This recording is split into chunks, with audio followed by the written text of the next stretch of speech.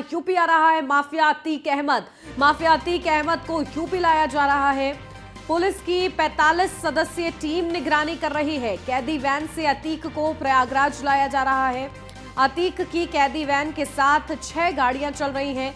6-6 घंटे पर गाड़ियों के ड्राइवर बदले जा रहे हैं।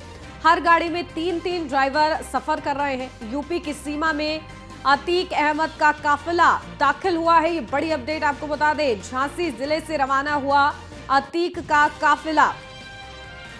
तो ये बड़ी जानकारी, जहां साबरमती जेल से प्रयागराज लाया जा रहा है अतीक अहमद को, और एमपी को क्रॉस करता हुआ उत्तर प्रदेश में भी वो प्रवेश कर चुका है।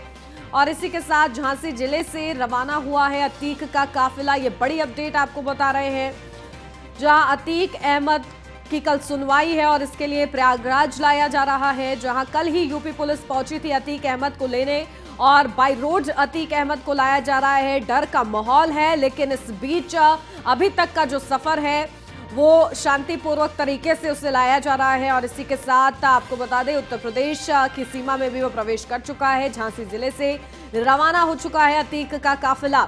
तो 45 सदस्यीय टीम की निगरानी के साथ अतीक अहमद को लाया जा रहा है। कैदी वैन से अतीक को प्रयागराज लाया जा रहा है। अतीक की कैदी वैन के साथ करीब 6 गाड़ियां चल रही हैं, जो लगातार उनके काफिले में शामिल हैं। 6-6 घंटे पर गाड़ियों के जो ड्राइवर हैं वो बदले जा रहे हैं। इसी के साथ हर गाड़ी में 3-3 ड्राइवर सफर कर रहे हैं। तो कल अतीक अहमद की कोर्ट में पेशी है।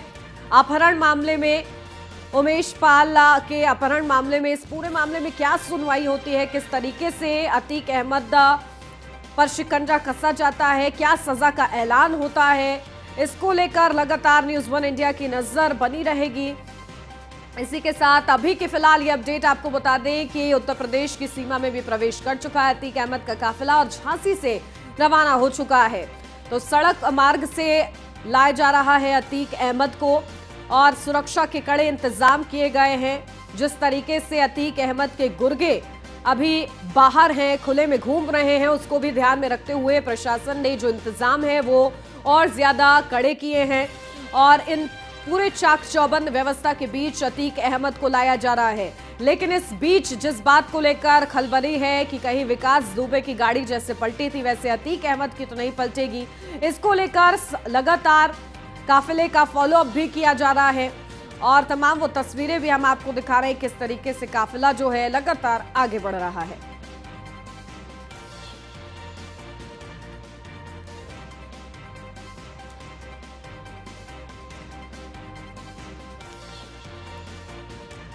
ठीक है, हमारे संवाददाता राजीव दीक्षित और अश्विनी द्विवेदी हमारे साथ जुड़ गए ग्राउंड जीरो से। सीधा उन्हीं का रुख करते हैं। राजीव, हमारे संवाददाता झांसी से जुड़ गए हमारे साथ। सबसे पहले उनके पास चलते हैं। राजीव, क्या कुछ अपडेट है? देखिए, काफिला जो है अतीक अहमद का वो झांसी से निकल चुका है। आप कहाँ मौजूद है, क्या तस्वीरें वहां की?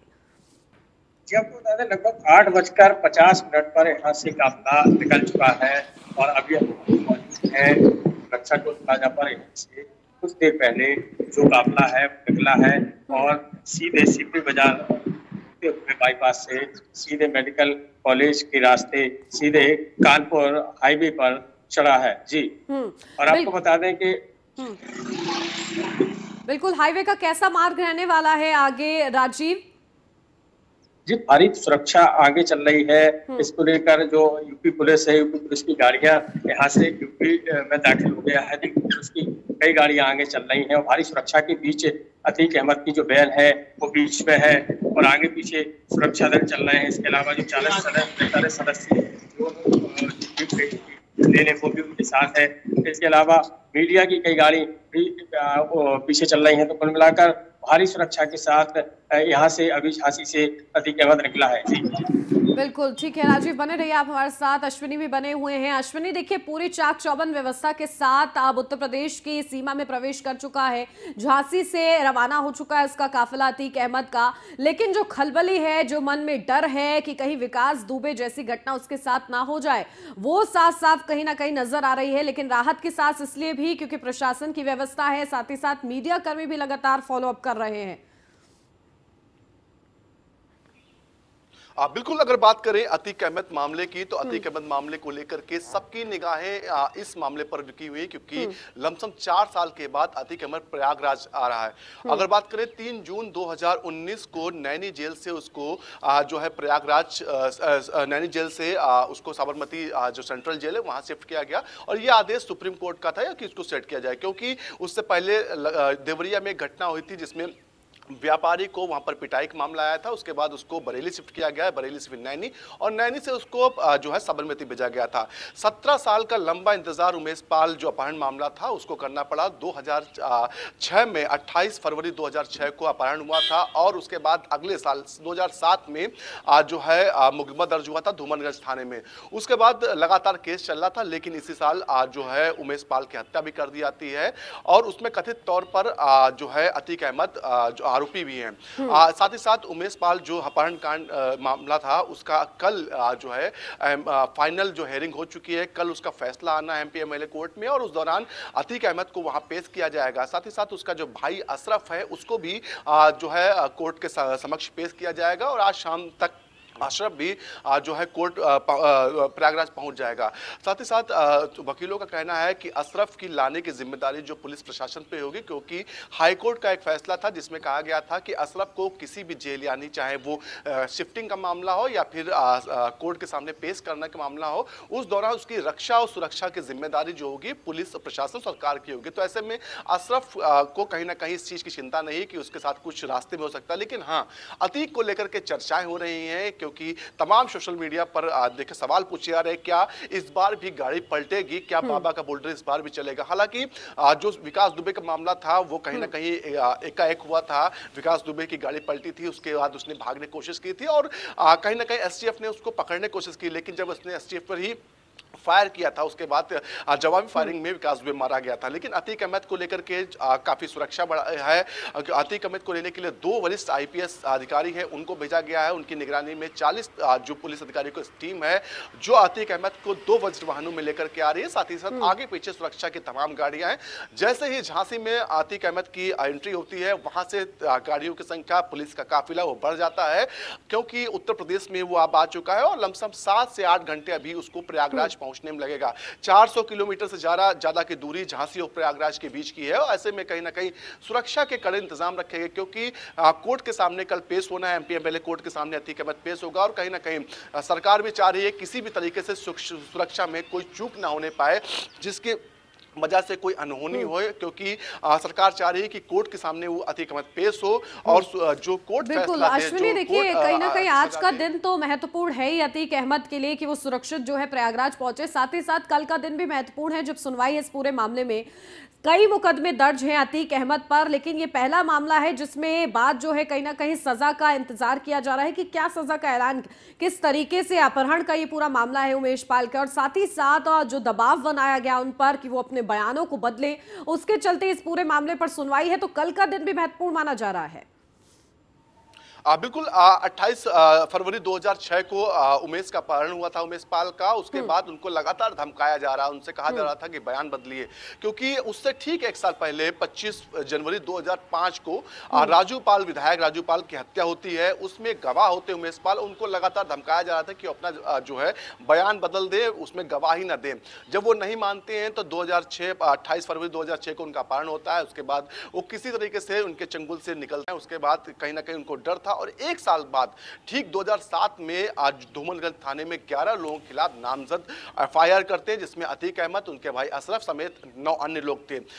सुनवाई चलती रहती है। सुनवाई चलने के बाद लमसम 17 साल का समय हो गया है, और अब वो समय आ गया, यानी कि कल एमपी एमएलए कोर्ट अपना फैसला सुनाएगा। लेकिन इस दौरान जो उमेश पाल हैं उनकी हत्या कर दी जाती है, वो फैसला सुनने के लिए कोर्ट मौजूद नहीं होंगे। लेकिन कहीं ना कहीं लोगों की जो निगाहें हैं इसीलिए इस मामले पर हैं, क्योंकि उमेश पाल की अगर हत्या ना हुई होती तो शायद लोग इस पर ध्यान इतना नहीं देते। इसीलिए लोग के लिए प्रायोरिटी ये केस बना हुआ कि आखिर कोर्ट अपना फैसला क्या सुनाती है, क्योंकि जिस तरीके से पूरा वाकया हुआ, जिस तरीके से अतीक अहमद का दबदबा था, क्योंकि इससे पहले भी तमाम मामले रहे, वर्तमान समय लमसम 100 मामले हैं जिन पर वो कथित तौर पर आरोप उन पर है। हालांकि अभी तक सभी मामलों की सुनवाई नहीं हो पाई है। किसी में जो गवाह होते हैं वो गवाही से मुकर जाते हैं, तो ऐसे में सजा जो होती है वो नहीं हो पाती। लेकिन इस मामले में सजा होने की पूरी उम्मीद है, क्योंकि गवाह भी थे, गवाही भी हो चुकी थी, और ऐसे में कहीं ना कहीं कोर्ट जो है कल क्या फैसला सुनाती है, क्या अतीक अहमद के ऊपर फैसला होता है, इस पर सबकी निगाहें होंगी। जी बिल्कुल। और देखिए, कल का दिन और आज का दिन बेहद ही ज्यादा महत्वपूर्ण अतीक अहमद के केस से जुड़ा हुआ माना जा रहा है। हमारे साथ राजीव भी लगातार बने हुए हैं। राजीव, देखिए, अगर मैं मार्ग की आपसे थोड़ी सी अपडेट लूं तो झांसी से प्रयागराज लेकर रवाना हुए हैं जो पूरी टीम है, कड़ी सुरक्षा के बीच रवानगी हुई है। लेकिन जो समय बताया जा रहा है इस वक्त हाल में जो समय हुआ है उसके हिसाब से क्या ट्रैफिक तो मार्ग में आगे नहीं मिलेगा? जी, आपको बता दें कि ट्रैफिक को लेकर करीब 10 मिनट पहले जो बहस चल रही है वो आगे का जो ट्रैफिक है उसको साफ करते हुए ले जा रही है। इसके अलावा आपको बता दें करीब 1 से 1.5 घंटे तक झांसी की ही सीमा में अतीक अहमद का रहना होगा, और लगातार अतीक अहमद 1.5 घंटे की जो सीमा है लगभग 60 किलोमीटर झांसी जिले में रहेगा। इसके बाद फिर जालौन लग जाएगा, तो और उसके बाद फिर कानपुर की सीमा में दाखिल हो। बिल्कुल। तो देखिए, अतीक अहमद का काफिला जो है झांसी के बाद अब यानी कि उत्तर प्रदेश की सीमा में प्रवेश कर चुका है और अब सीधा प्रयागराज अतीक अहमद को लाया जा रहा है। अश्विनी भी लगातार हमारे साथ बने हुए हैं। अश्विनी, देखिए, इस पूरे मामले में किस तरीके से सभी की निगाहें इसलिए भी टिकी हुई हैं क्योंकि अतीक अहमद का जो रसूख है, देखिए, सभी जानते हैं किस तरीके से जो खुलेआम जो उसके गुर्गे हैं वो अभी भी बाहर घूम रहे हैं, जिसकी तलाश जारी है, जिसमें कहीं ना कहीं हाथ है उमेश पाल हत्याकांड में भी। तो इस पूरे मामले के बाद कहीं ना कहीं वो जो कड़ी है वो उमेश पाल हत्याकांड से भी जुड़ेगी, उसके उस पूरे मामले में भी आगे जांच बढ़ेगी। बिल्कुल, उमेश पाल हत्याकांड की जांच चल रही है। अपहरण कांड जो हुआ था उसका फैसला आना है कल। निश्चित तौर पर ऐसे में कहीं ना कहीं उत्तर प्रदेश सरकार जो कानून व्यवस्था को लेकर के हमेशा सुर्खियों में रहती है, कानून व्यवस्था को लेकर के मुख्यमंत्री लगातार चोट करते रहते हैं अपराधियों पर। देखा जाएगा पिछले 5 से 6 सालों में कानून व्यवस्था को लेकर के ही तमाम अपराधियों पर कार्रवाई हुई, लेकिन जिस तरीके से उसी बीच में एक बड़ा हत्याकांड सरे राह होता है प्रयागराज में, वो कहीं ना कहीं लोगों को हिलाने वाला होता है, क्योंकि उत्तर प्रदेश की जनता भूल गई थी कि हत्याकांड कैसे होते हैं, सरे राह ताबड़तोड़ गोलियां कैसे चलती हैं, अपराधी जो पुराने अपराधी पेशेवर अपराधी थे वो सड़कों पर कैसे घूमते हैं, सब भूल चुकी थी। लेकिन एकाएक उमेश पाल हत्याकांड होता है तो निश्चित तौर पर लोग सहम जाते हैं। हाँ, हालांकि सरकार अपनी जांच इस मामले में कर रही है, पुलिस अपनी जांच कर रही है, तमाम जो आरोपी हैं उनको धरपकड़ की करने की कोशिश की जा रही है, एसटीएफ लगाई गई है, कुछ लोगों का एनकाउंटर भी किया गया है, साथ ही साथ जो लोग हैं उनको उनका इनाम भी बढ़ाया गया, 5 लाख तक इनाम बढ़ाया गया। लेकिन सबसे बड़ा सवाल था कि जो अतीक अहमद का रसूख था, अतीक अहमद के रसूख के आगे तमाम जो पिछली सरकारें रही वो नतमस्तक रही, चाहे बसपा की रही हो चाहे सपा की रही हो, खुलेआम वो घूमता था, खुलेआम वो गुंडागर्दी करता था। लेकिन अब समय बदल चुका है। पिछले देखा गया पिछले कई सालों से अतीक अहमद एकदम शांत पड़ा हुआ था। जब देवरिया कांड हुआ था, देवरिया में व्यापारी को बुलाकर पिटाई की थी, उसके बाद से ही सुप्रीम कोर्ट ने सख्ती दिखाते हुए उसको जो है नैनी से साबरमती के लिए ट्रांसफर किया था। उसके बाद तब से 4 साल से वहीं पर वो बना हुआ है। 17 साल का लंबा इंतजार उमेश पाल के परिवार को करना पड़ा कि उसका अपहरण हुआ था, लेकिन उस बीच उसकी हत्या भी हो जाती है। तो ऐसे में कहीं ना कहीं उमेश पाल का जो परिवार है वो चाह रहा होगा कि उसको न्याय मिले, इस पूरे प्रकरण में सख्त से सख्त सजा अतीक अहमद को मिले। साथ ही साथ जो दूसरा मामला चल रहा है उमेश पाल से जुड़ा हुआ हत्याकांड का, उसमें अभी जांच चल रही है, जांच के बाद लंबा समय लगेगा उसमें भी फैसला आने में। तो ऐसे में इस बीच वो कहीं अतीक अहमद बाहर ना आ जाए, इसकी चिंता जरूर परिवार वालों को हो, उमेश पाल के परिवार वालों को है कि बाहर अगर आ जाता है तो निश्चित तौर पर उसका जो दहशत था वो एक बार फिर कायम हो जाएगा। हालांकि उत्तर प्रदेश सरकार अब अपराधियों को लेकर के बिल्कुल अलग से प्लान बना रही है, अपराधियों पर शिकंजा कसने के लिए अलग से प्लान बन रहा है। अपराधी कितना भी बड़ा हो उसको लेकर के नस्ते नाबूद की जो स्कीम उत्तर प्रदेश के मुख्यमंत्री ने शुरू की थी वो लगातार जारी है। जैसे ही उमेश पाल हत्याकांड होता है, विधानसभा सत्र चल रहा था, देखा गया था विपक्षी पार्टियों ने सरकार को घेरने का काम किया था, तो मुख्यमंत्री ने एक ही शब्द कहा था कि मिट्टी में मिला देंगे ऐसे अपराधियों को। और निश्चित तौर पर उसका काम डाउन शुरू भी हो चुका है, तमाम लोगों का एनकाउंटर हुआ और लगातार एसटीएफ की टीमें जो हैं वो लगी हुई। हालांकि अगर बात करें अतीक अहमद और मुख्तार अंसारी, ये 2 बड़े नाम उत्तर प्रदेश के अंदर थे, जिनके गुर्गे जो हैं, लोग हैं हर जगह फैले हुए। तो ऐसे में एसटीएफ को भी ढूंढने में थोड़ी कठिनाई हो रही है। लेकिन एसटीएफ उत्तर प्रदेश की, उसके बारे में कहा जाता है कि अगर आप पाताल में भी छुपे हुए हैं तो आपको निकाल लाएगी और आपके जो उपयुक्त सजा होगी वो आपको दिलाएगी। तो ऐसे में कहीं ना कहीं अतीक अहमद जब आज प्रयागराज पहुंचेगा लमसम 4 साल के बाद में, तो निश्चित तौर को उसको भी उम्मीद होगी कि उसको सजा कम से कम मिले।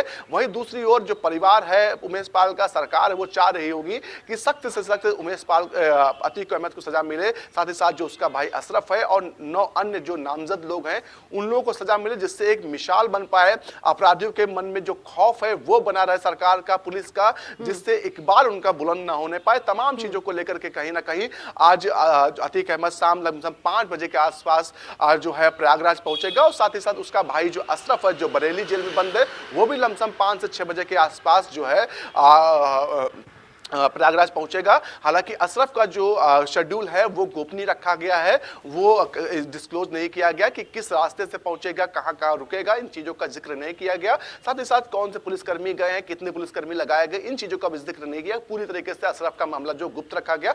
लेकिन शाम तक दोनों भाई जो हैं आज प्रयागराज में होंगे और कल दोनों एमपी एमएलए कोर्ट में पेश होंगे। जी बिल्कुल। और कहीं ना देखिए, जिस तरीके से आपने भी बयान का जिक्र किया सीएम योगी आदित्यनाथ के, उस बयान को लेकर कहीं ना कहीं आगे चलकर राजनीतिक जो प्रतिक्रियाएं सामने आई हैं अश्विनी, किस तरीके से लगातार सरकार की मंशा पर सवाल उठाए जा रहे हैं, निष्पक्षता पर सवाल उठाए जा रहे हैं। लेकिन जब अब अतीक अहमद जो है प्रयागराज पहुंचेगा और अपहरण मामले में उस पर सुनवाई होगी, लेकिन इसी के साथ हत्याकांड मामले में भी पूछताछ होगी और साथ ही साथ जो कनेक्शन है, जहां उनकी जो पत्नी है शाइस्ता परवीन से उनका कनेक्शन जो निकलकर सामने आ रहा है, खासतौर से उमेश पाल हत्याकांड मामले में, और जो शूटर्स हैं उनकी तलाश भी इसी के साथ तेज हो जाएगी जैसे ही अतीक अहमद प्रयागराज पहुंचेंगे। बिल्कुल। कोर्ट में जब सुनवाई होगी उसके बाद पुलिस संभवतः अतीक अहमद की कस्टडी में लेगी और कस्टडी के दौरान उनसे पूछताछ करेगी कि आखिर उमेश पाल हत्याकांड हुआ, वो कैसे हुआ, कौन कौन लोग शामिल हैं, क्या क्या उसमें किस वजह से हुई।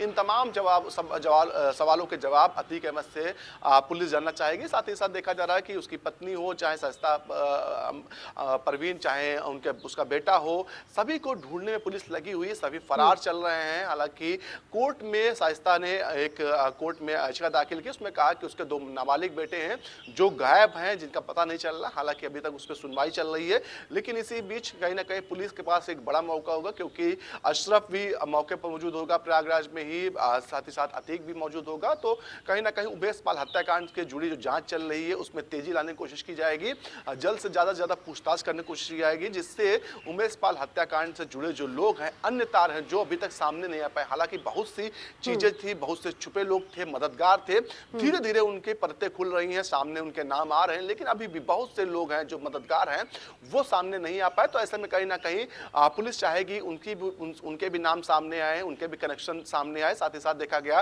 कि तमाम जगह, चाहे बहराइच की बात करें, लखनऊ की बात करें, कानपुर की बात करें, तमाम जगह छापेमारी हुई और इस दौरान देखा गया कि जो टच में थे अतीक अहमद के बेटों के या फिर उनके गुर्गों के, उनको भी उठाया गया है।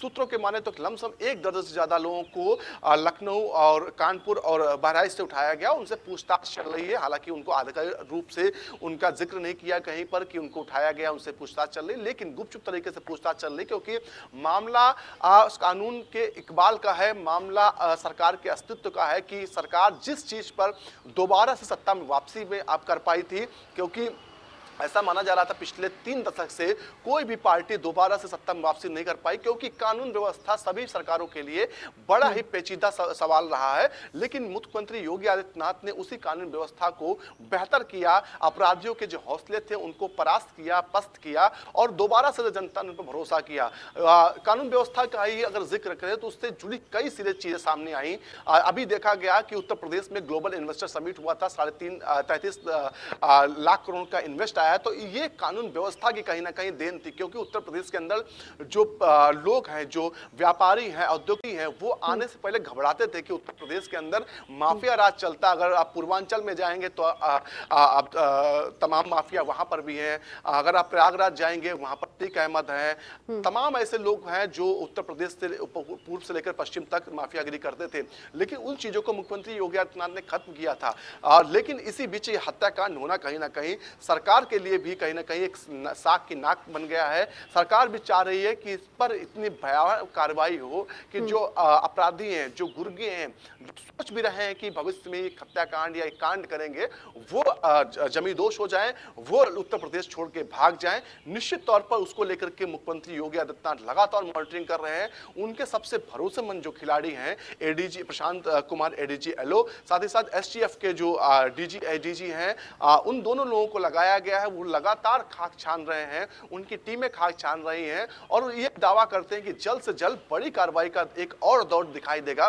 तो संभावना पूरी है कि एनकाउंटर्स जो हैं एक बार फिर दिखाई देंगे उत्तर प्रदेश में, क्योंकि उत्तर प्रदेश की जनता से जुड़ा ये सवाल था। उत्तर प्रदेश की जनता के लिए ही सवाल था, क्योंकि उत्तर प्रदेश जनता भूल चुकी थी गोलियां रोड पर कैसे चलती हैं और उसी बीच बिल्कुल कहीं ना कहीं ये बड़े जो माफिया है, अतीक अहमद हो गए, आजम खां, मुख्तार अंसारी, जिस तरीके से कार्रवाई हुई है, एक बड़ा संदेश देने का प्रयास किया जा रहा है कि अब उत्तर प्रदेश की जनता को डर के माहौल में रहने की जरूरत नहीं है। लगातार कार्रवाई जो है माफियाओं पर हो रही है। इसी के साथ अतीक अहमद का जो पूरा मामला है, कल इस पूरे मामले में सुनवाई है। अश्विनी, क्या कुछ सजा की संभावना है, क्या दायरा रहेगा सजा का? बिल्कुल, अगर सजा की बात करें तो ये कोर्ट तय करता है, इसमें कोई कुछ हस्तक्षेप नहीं कर सकता और संभावनाएं भी नहीं जता सकता कि कोर्ट क्या सजा देगा। लेकिन कोर्ट के सामने जैसे सबूत पेश होते हैं, जैसी दलीलें होती हैं, उसी के आधार पर सजा सुनाई जाती है। अब कोर्ट के बीच सुनवाई के सामने जो है, सुनवाई के दौरान दोनों पक्षों से क्या क्या जो साक्ष्य वो रखे गए, इसी के आधार पर सजा होगी। लेकिन सरकार ने जो पैरवी की है, माना जा रहा है कि पिछले 3 सालों में, 4 सालों में सरकार ने पूरी अपनी ताकत से पैरवी की है, जिससे माफिया को सजा दिलाई जा सके।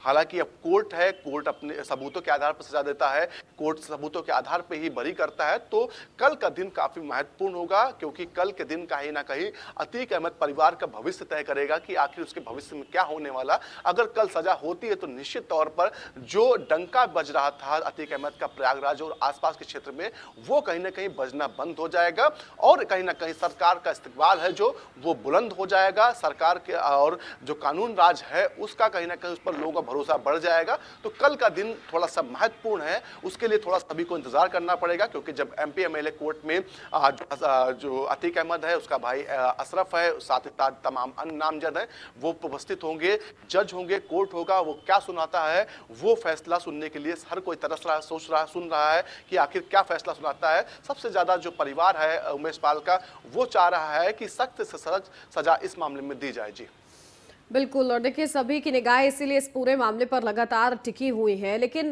देखिए ग्राउंड जीरो पर क्योंकि लगातार अश्विनी आप रहते हैं और गंभीर मुकदमे लगे हुए हैं अतीक अहमद पर, जब उनका जो रसूख है उसको लेकर जब बात की जाती है, लोगों की क्या प्रतिक्रियाएं मिलती हैं इसको लेकर, लोग इसको किस तरीके से देखते हैं जब ऐसे खौफनाक मामले सामने आते हैं?